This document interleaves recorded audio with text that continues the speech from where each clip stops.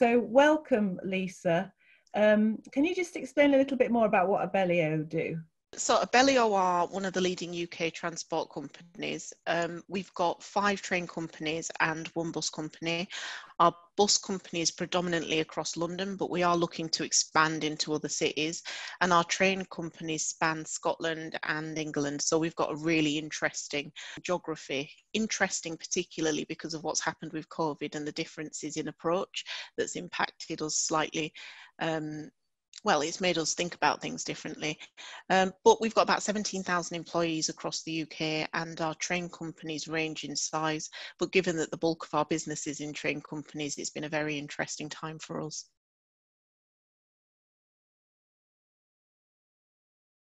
It has been fantastic, and I'm not just saying that from my point of view. We actually did a survey on this. So our employees have always said that they want more. They want to hear more about the impact of things across the business and more about how it affects them day to day in their jobs. It's an area that we've always known we've got to get better at. They also always ask to see more of our exec and senior leaders and to have more engagement and dialogue with them. COVID happened, and in many ways it's been awful, particularly for transport, because our passenger numbers declined with the government advice not to travel, avoid it as much as possible. But what we found is that as we moved our business online, HQ employees moved to working online, the feedback we were getting was that the leaders in particular were far more accessible. We upped our ante, and we really got creative, I guess, about the different ways that we communicate with people. And I think the other thing that happened was it humanized us. So it kind of put us all on a level. We were all kind of finding our way around this, and our exec in particular, I think we've got 6 members at the moment, they were finding their way. We've got a couple who will admit that they're technophobes, but it meant that they had to really engage in a different way with people. And we moved to having more frequent, we call them huddles, more frequent online huddles with our exec members, and it meant that our staff just had them more frequently. Their diaries were clear as well. That's what we found with our exec. Whilst we were all kind of focused on how we get through it in the early weeks, there was a lot more availability, and it was much easier to get hold of them. So I think we've done pretty well, and we've done some novel things as well that have gone down pretty good with our people. I think I would agree with Lisa that I think Abellio have really risen to the challenge. So my involvement is I've done some a number of webinars for Abellio with focus on all sorts of things around mental health, physical health, NLP, mindset, and they were really quick to recognise that that was needed, much quicker I think than other businesses. I think some were a little bit slow to respond, and I think Abellio were really proactive. And I think the other thing I would recognise that Lisa's talked about is that presence and visibility and accessibility, which I love the word as humanise them, because I think that is really true. And I've talked before about when I was a chief exec, you know, or HR director, and you've got this title that people look at you, I don't know, as if you're some superhuman, or I don't know, you're extraordinary. And I'm afraid the reality is I was quite ordinary and the same as everybody else. And I like the fact that it levels, because I think it reminds people that you're Nat, that you're Lisa, that you're Michelle, rather than being the title in the room. And so I really liked the humanised element there. Great to hear actually how all the leadership team have stepped up, even though maybe they were out of their comfort zone, because I think we sort of said very much that this is where leaders have really shown their true colours, I think, haven't they? And really, some have just really stepped up and been incredible, and others have sort of almost hidden away and almost used it as a bit of a reason to hide away. So again, just brilliant to hear that you're also engaging with your people to understand what's working. Through COVID, we did a number of like little mini COVID surveys with some of our clients, and that was the big thing that was coming out, was communication. There just wasn't enough. So great to hear how you've sort of really stepped in and very quickly realised that that was going to be massively important to people. You know, I can't take credit for it. I'm really lucky that we've got a group of people who, because we're all different, we're all thinking about different things. And really early on, we are quite a traditional business. Early on, we identified in our team that people were not coping with that element of it. The physical turning up that had disappeared with the online piece had been challenging for people. I think a lot struggled with it in a way that I couldn't understand, if I'm honest, because I'm quite comfortable working remotely. So that drew out different needs, I think, in people.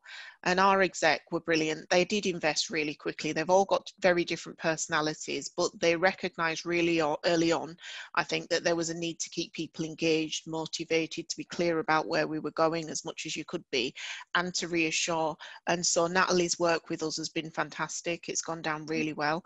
And that was also mentioned in the survey as well. And it allowed us to tailor, adjust, and then kind of also look at how frequently we did things and what we did. I think it's really interesting about what you say about the leadership being more visible and having regular huddles. And that's one thing I've found. I've had a huddle with my team every morning.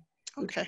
We don't when it's a physical in the office, when we're all in the office. And actually, I went back to the office for the first time yesterday, and we did have a huddle before I went into the office, but then I can see how in the office, how you get busy and you kind of don't talk to everyone. Whereas actually all having to turn up on a computer screen at sort of 8:45 in the morning means you have all actually spoken and checked in with each other. And I think that is very interesting about how more accessible you are as a leader.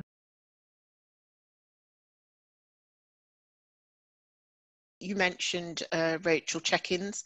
We're actually doing that legitimately now because of COVID. One of the challenges as well, the feedback that we got about our senior leaders and exec, was that we don't genuinely check in with people. So they're artificial conversations around the water cooler or the kettle as you're making a coffee. It's not really deep and meaningful. And what we found with COVID was that people were genuinely concerned. So when they said, "How are you?" they really wanted to know. You know, it took a pandemic, but it meant that we were really interested.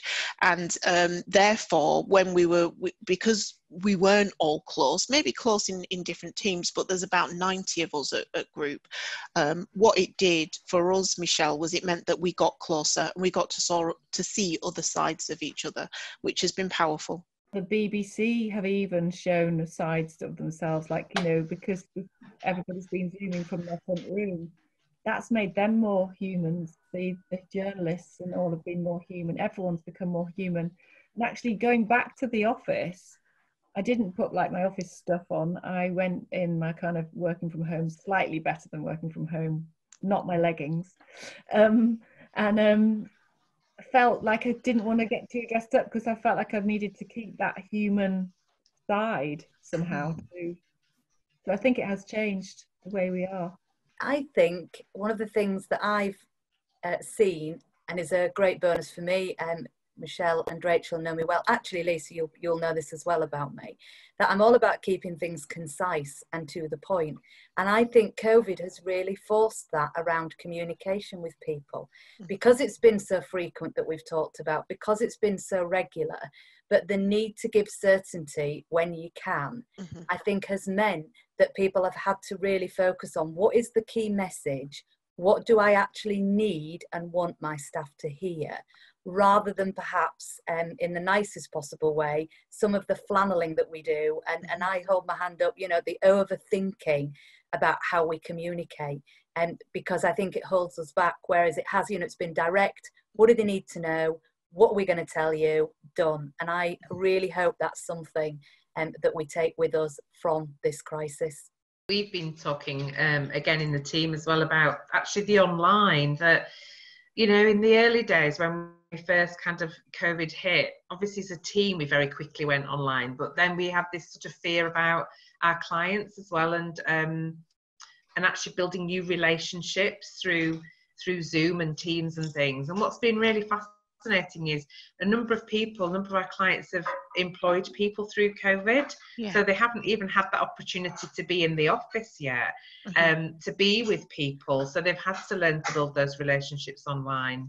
But also I've been really surprised. I think I had a blockage that you wouldn't be able to build the same kind of relationship online as you can face to face, but actually it is really possible if you put in the effort and you make that time with people. We've built some great relationships over the last few months, and I know some of our clients have built good relationships with new employees as well. There's so many different things that we need to consider when we're building relationships, but it can be done online. I agree with you. I think you can feel closer to some people online. I think what it's really brought to the fore for us, so we have brought people on board during the crisis, office-based people, and it's been much easier to get into people's diaries so that they can have time. It's been easier to orientate them as well in terms of the business.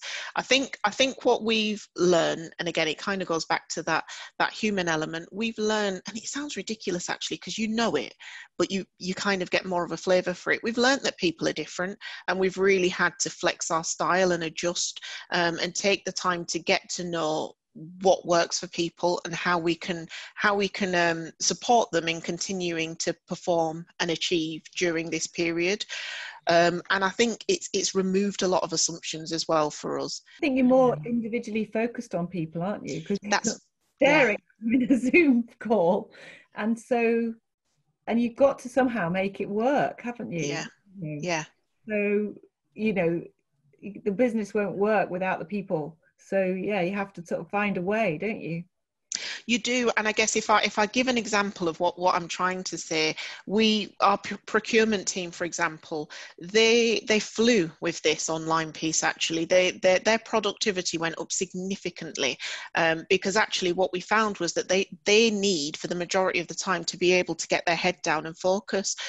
So when we look to going back, we will probably adjust the way that team work because we recognise that there's a different way of achieving.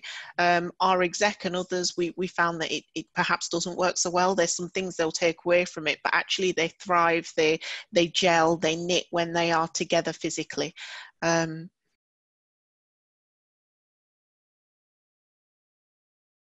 I think first of all, our understanding of flexible working is limited, and there was the view that flexible working always meant working from home or somewhere else.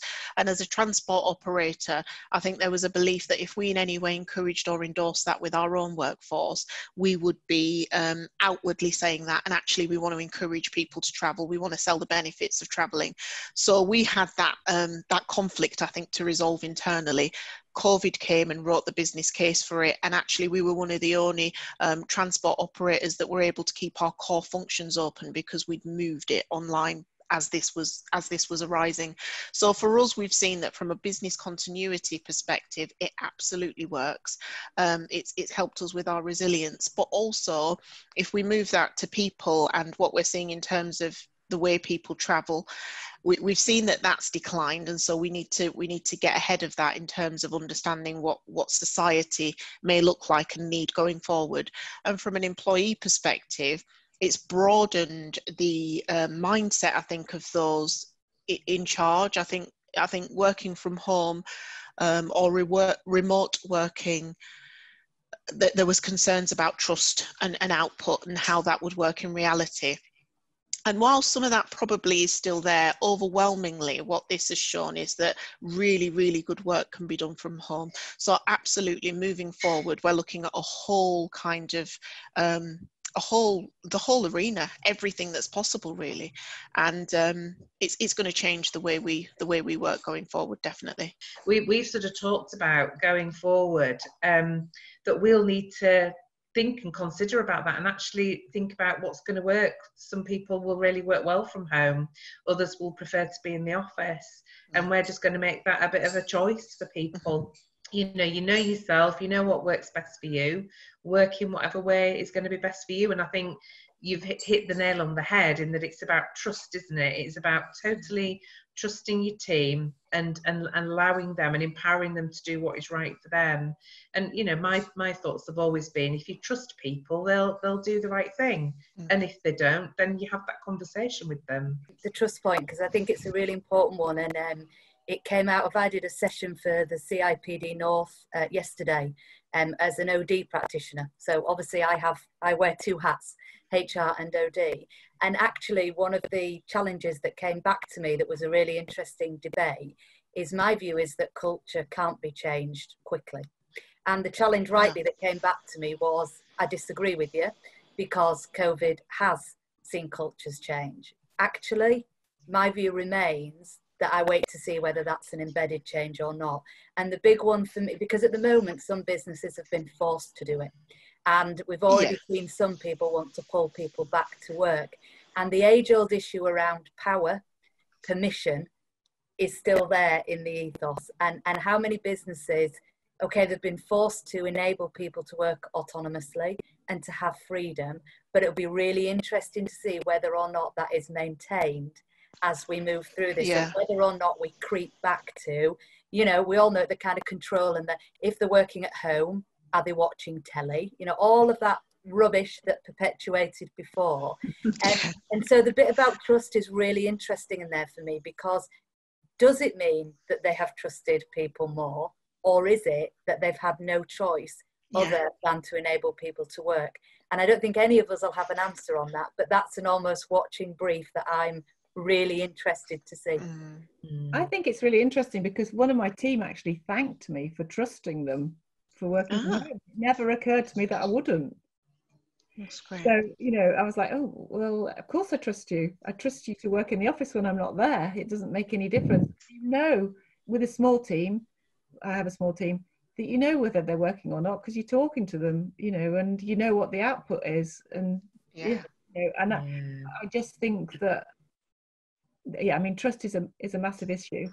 As far as some of your other lessons are concerned, I think it's going to be interesting. I think there's going to be a hybrid way of working. We're certainly, I think you're right, Michelle, about some people need to work in the office.